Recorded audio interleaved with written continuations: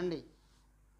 కాబట్టి ఇలాంటి దేవుని గురించి చెప్తున్నప్పుడు ప్రజలు వినమని చెప్తున్నారు. కానీ వినే ప్రజలు ఏమైంది కొందరికి, వాళ్ళు వింటున్నారు కానీ వారు చెవిని పెట్టకుండా వారు జ్ఞానం అని అనుకుని ఏమనుకున్నారంటే, ఇప్పుడు మంచిదాన్నేమో చెడ్డంటున్నారు, చెడ్డదాన్నేమో మంచిదంటున్నారు, తీపినేమో చేదంటున్నారు, చేదునేమో తీపి అంటున్నారు, వెలుగునేమో చీకటి అంటున్నారు, చీకటినేమో వెలుగు అంటున్నారు. తారుమారు తక్రమారు, ఎక్కడ దాంగులు అక్కడ గప్ చిప్ సాంబార్ బుడ్డి అంటున్నారు.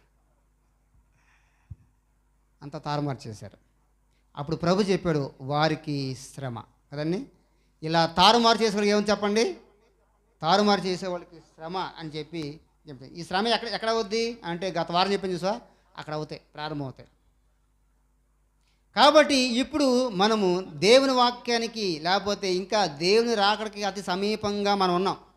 ఈ పరిస్థితులన్నీ కూడా మనం చూస్తే దేవుని రాకడికి చాలా దగ్గరగా ఉన్నాం. ఇంకా ఇంకా ఇప్పుడు ఎలా ఉంటుందో తెలియదు.